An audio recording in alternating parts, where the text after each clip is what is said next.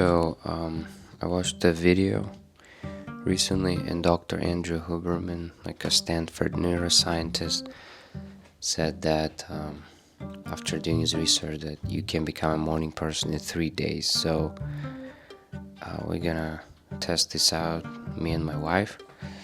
So it's day 1, it's 5:47 a.m. May 17th.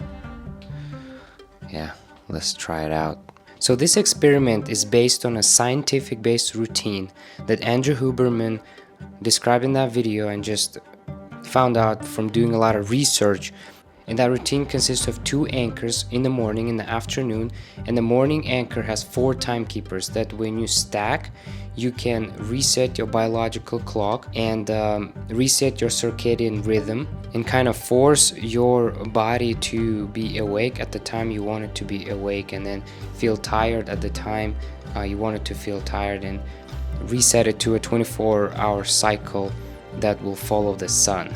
So the first 2 timekeepers in the morning are the sunlight and exercise, and that's what I did when we were doing the experiment. After waking up, we were waking up at 5:30. After waking up, you should get sunlight into your eyes within 30 minutes to an hour after you wake up. That's what we did. We went outside. So you look toward the sun, but not at the sun. Important, not at the sun.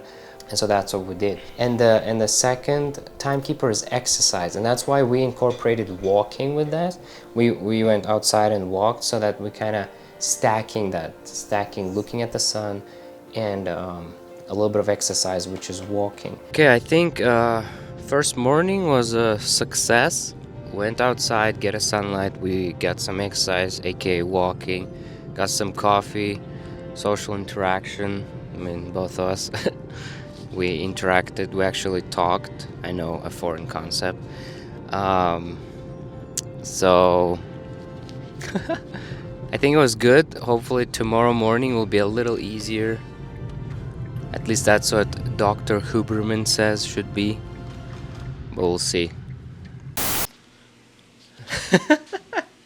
Maybe the first day didn't go as well as we thought, because there are side effects.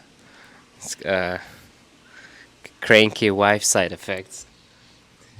Stop it. She is tired. We just dropped a whole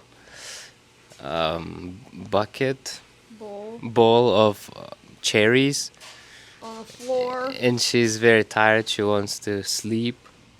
So I have an hour before I have to do anything. What am I supposed to do? see, so this is reality. I want to take a nap. Huh, interesting.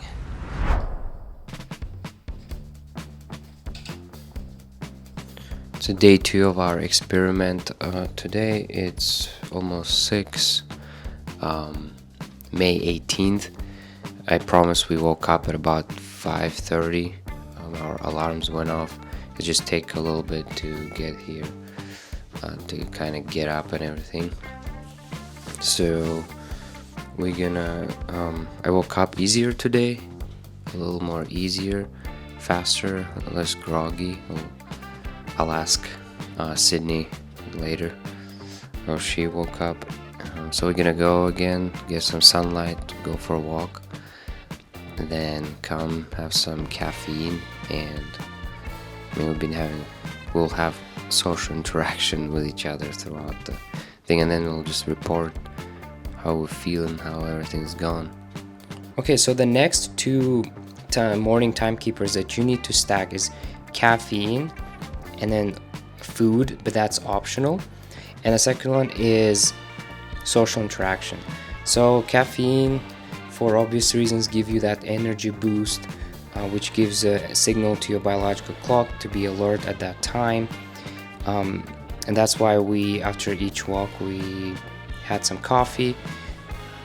You can drink tea, anything that contains caffeine, and then you can also eat some food, which is an optional. You don't have to do it, but it also will make it more likely that you wake up at the time you want to wake up, because that also gives a signal to your biological clock to actually be energetic and awake for that food. So that's what we did with the daylight donuts. And the second and the last timekeeper, the fourth timekeeper, is the social interaction. And that's why we did this experiment together. You can have some social interaction with your spouse or maybe a roommate. If you don't have any of those, then maybe you have a pet, and that works as well. With your dog, you can go for a walk with your dog, play with your dog. Andrew Huberman in the video that I was watching said that also can work.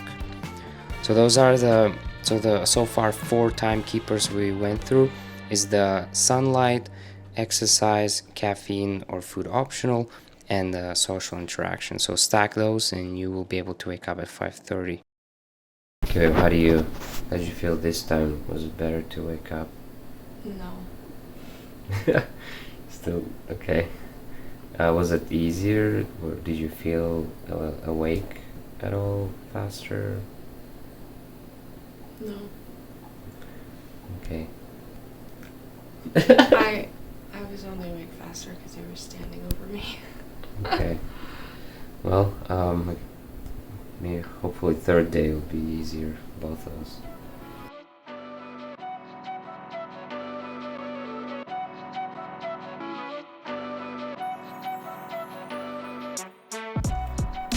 It's a bunny. Shh, that's funny. So see how overcast it is? Sheesh.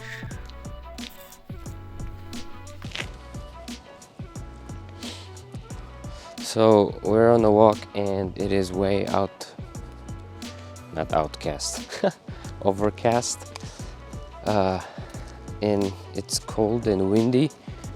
It's about 30 something or 40 something degrees Fahrenheit and 6 degrees Celsius, so pretty chilly. But that means we'll have to walk at least 50 minutes because it's cloudy. There's not much, or sunlight is going through but not as much, so we need to spend longer to get that morning sunlight. So yeah, so it's day 3 of the experiment, supposed to be the last day. 5:56, May 19th. Yeah, I was awake at about 5:04, so almost 20 minutes, 30 minutes almost before my alarm went off. So maybe that's what he was talking about, but then I thought, well, it's only 5:04, so I'll just keep laying, and then fell asleep, and then it was very hard to wake up. At 5:30, I was groggier. So that's how day 3 is going on. We gonna go again for the walk, get some sunlight. It's the same routine, and then come back, have some caffeine. And then today's Monday, so we go to work. Today's work day, and then we'll ask Sydney how she feels. So let's go.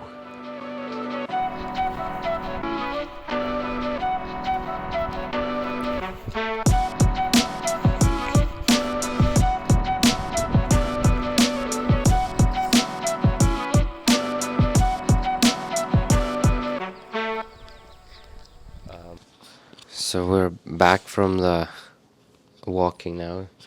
It's cold, but babe, what's your tell me how you felt this morning when you woke up. Right, almost when I yawn. When I woke up, I was still tired, but I heard my alarm earlier. I actually heard it today, and I woke up earlier than I had yesterday. That's okay. But it took me less time to get up today than it did the other 2 days. The walk was great. I feel awake. I still want to yawn, but I don't want to go right back to sleep. Okay. And I do want coffee still. Well, I mean, I guess I am awake too, but I feel a little weird. Still groggy. I think I woke up in the middle of my sleep cycle, must be. Yeah. Well, I think the purpose of this exercise is to train our bodies to not wake up to alarms, to just wake up. And I think we need to practice having the discipline of just getting up when our bodies are telling us to get up, you know, even if the alarm hasn't gone off yet. Yeah. Well, so that's how I guess our third day has been going. Right now, I'm gonna just have some coffee or tea or whatever. And in the afternoons, we would go out to get the sunset light, which Andrew Huberman suggests to do, just like the morning sunlight. And it works as a second anchor. For example, if you miss your morning routine, that afternoon routine will kind of keep your circadian rhythm anchored. And you can do it by going outside a couple of minutes, 10 maybe minutes before the sunset, and just go outside, sit, and again look toward the sun, not at the sun, and just kind of enjoy the sunset and get your retina adjusted.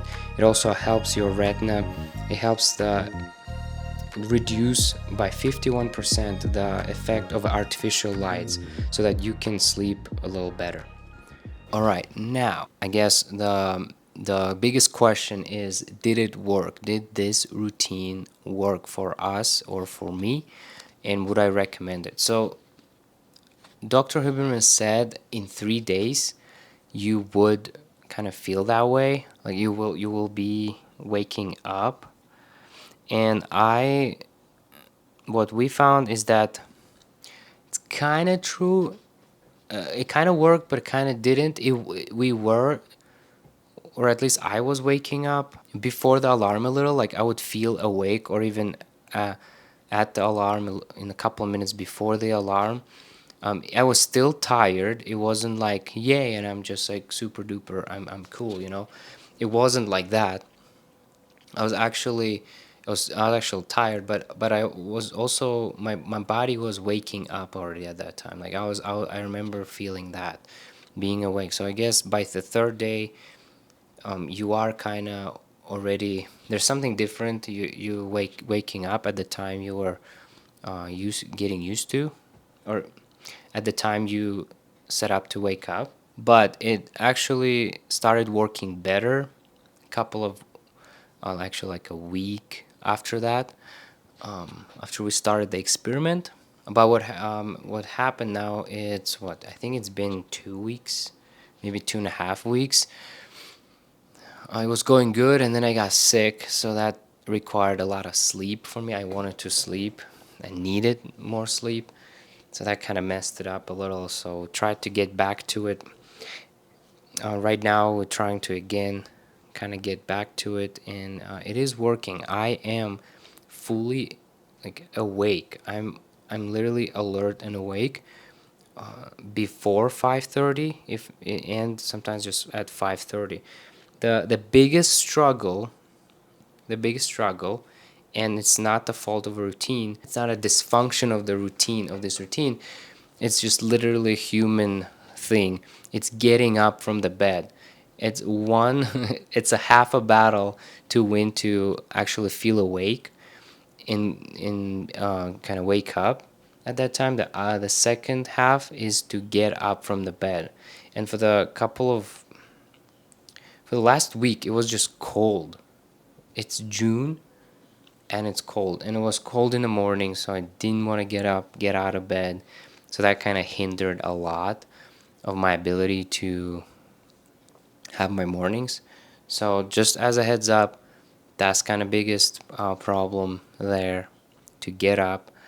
My only thing about that would be to have something planned and something to do. Well, that routine will be a good one. And then if you have a spouse, to kind of keep each other accountable, or if you have a roommate, to keep each other accountable.